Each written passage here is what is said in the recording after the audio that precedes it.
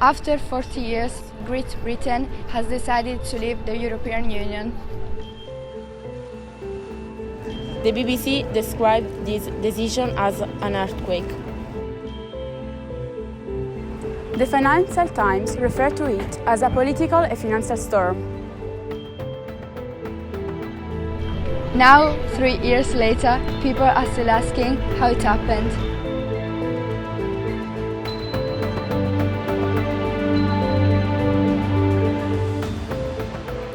We have been in BBC in Birmingham to talk to Rashford, BBC senior journalist producer. We have asked the people for their own opinions. And we've reconstructed the process which led Great Britain out from the European Union on the 1st of January 2020.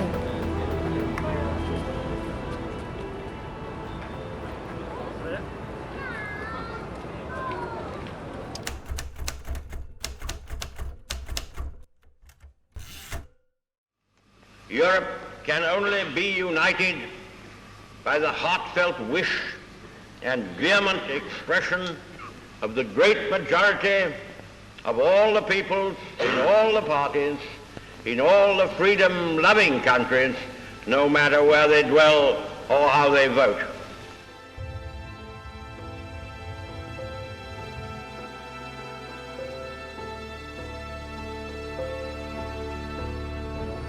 The history of Great Britain and the European Union is not so simple. The UK attempted to join the European Union twice, in 1963 and 1967, but these applications were vetoed by the President of France, Charles de Gaulle.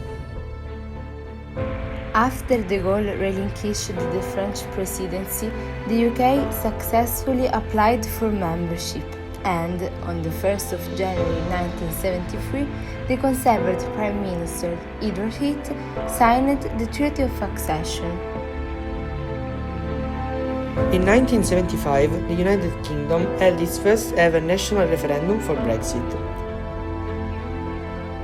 Despite significant division, on the 5th of June 1975, almost 67% of the electorate decided to remain in the European communities. Therefore, in 1975, the British people have been called to decide on the future of their country. But what is Brexit? It means Britain's leaving the European Union. Brexit is actually isolating UK from the European Union. That's what I believe. I think it's the most stupid idea ever. Brexit is short for the British exit from the EU, from the European Union. So it was a referendum that was voted on in 2016, and 3 years later the debate is still raging on because the British exit is actually taking some time to get a withdrawal agreement put into place because there are red lines with negotiations. The European Union wants a particular situation with the Northern Ireland backstop to be agreed before we go any further. So we've hit a bit of a wall on Brexit at the moment, but that's actually, in a nutshell, what it is.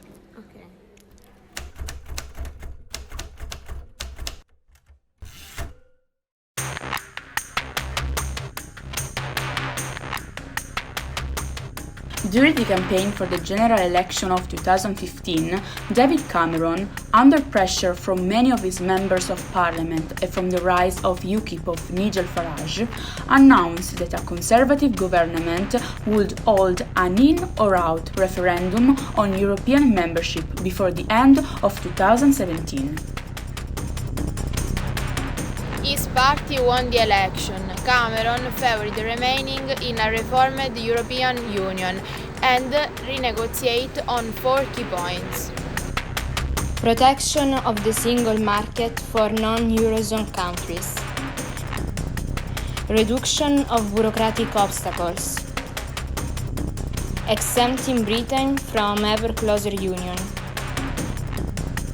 Restricting immigration from the rest of the European Union. The outcome of the negotiations was announced in February 2016 and, in the same month, David Cameron announced the referendum for the 23rd of June 2016.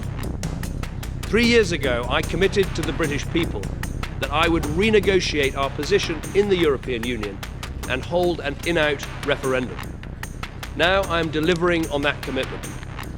You will decide, and whatever your decision, I will do my best to deliver it.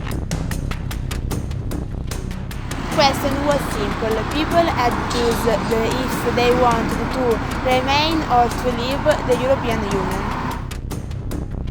The 72% of British citizens took part in the referendum. The result, announced on the morning of 24th of June 2016, showed a very small majority. The total number of votes cast in favour of Remain was 16,141,241. The total number of votes cast in favour of Leave was 17,410,742.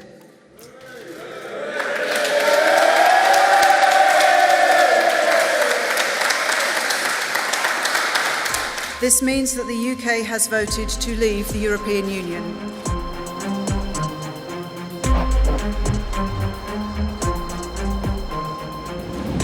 Geographically, London and Scotland were the strongest supporters of staying in the European Union, while in other parts of the country there was a very strong ambivalence.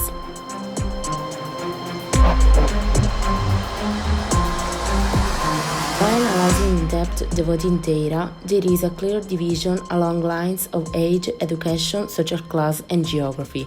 Not many young people voted, but those who did it wanted to stay. I voted Remain, and so I am disappointed that the outcome was different. I think that the older generation voted to leave without thinking about the younger generation like myself. I agree with Brexit. I think Britain needs to go it alone. I voted for Brexit, but now I think I am against it. Honestly, I think Brexit is a bit of a mess. There's just lots of change and there's been loads of communication issues between the public and the government. So I think it's been really poorly handled and it's not great for anybody. Europe doesn't care about Britain. It cares about Germany, France and its own. I believe in Brexit. I believe that we are a nation that can maintain our economic structure. I feel European, I don't feel English as such, so I want to be on my own, I want to be part of Europe.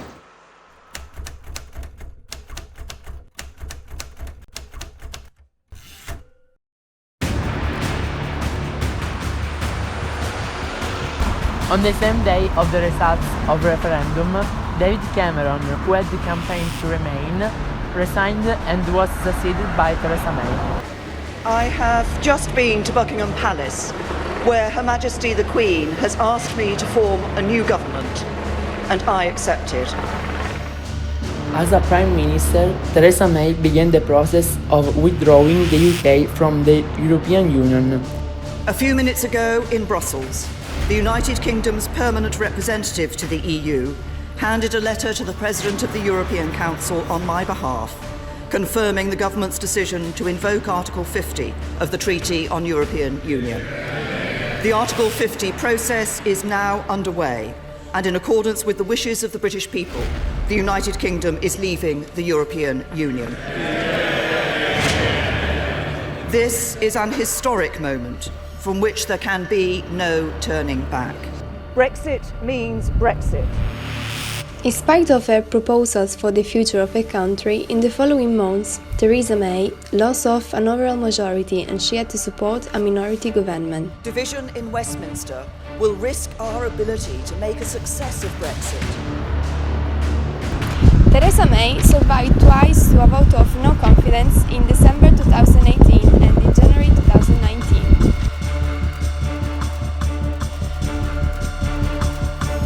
After some months, Theresa May announced a revised deal, but this was defeated in Parliament. On the 24th of May 2019, she announced her resignation, and some months later, she was succeeded by Boris Johnson. The time has come to act, to take decisions, to give strong leadership and to change this country for the better. The people who bet against Britain are going to lose their shirts because we're going to restore trust in our democracy. And we're going to fulfill the repeated promises of Parliament to the people and come out of the EU on October the 31st. No ifs or buts. On the 19th of October 2019, contrary to Johnson's expectations, the House of Commons summoned an extraordinary session, postponed the vote until after the approval of the withdrawal agreement. On the same day, Boris Johnson asked for a new deadline for the exit of the UK from Europe, the 31st of January 2020. Who continually said that it couldn't be done and said that it was absolutely... On the 12th of December 2019, after the general elections, the Conservative Party obtained the majority of seats. Thanks to it, the Prime Minister succeeded in the approval of the withdrawal agreement. Let's get Brexit done. But first, my friends, let's get breakfast. None of us are really very clear about what exactly is going to happen, because leaving means that there may be a hard border in Northern Ireland. Obviously, there were a lot of troubles in Northern Ireland over many, many years. The Good Friday Agreement was brought in having a soft border between Northern Ireland and Southern Ireland. And that border is quite paramount to the Good Friday Agreement.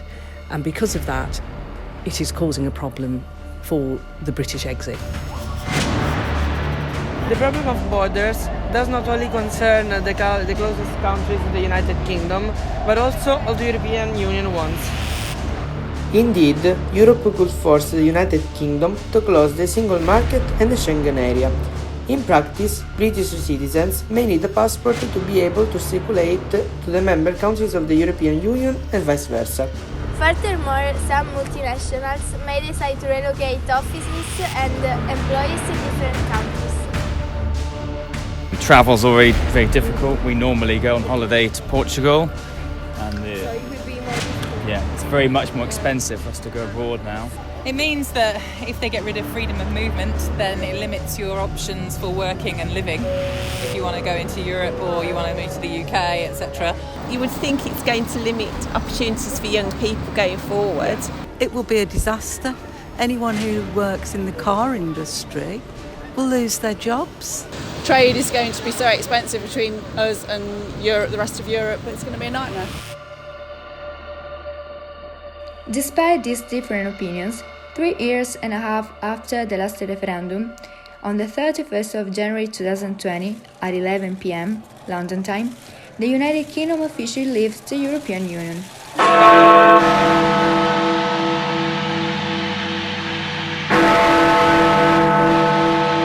We once again will be able to find our place in the world. During the next 11 months, the UK will continue to follow all the current European Union rules on trade, travel and business. The British Prime Minister Boris Johnson has excluded any possibility of extending this transition period. The most important thing to say tonight is that this is not an end, but a beginning. Now it's certain. There are no possibilities to get back. After 47 years, on the 31st of December 2020, the United Kingdom will return to be independent from Europe.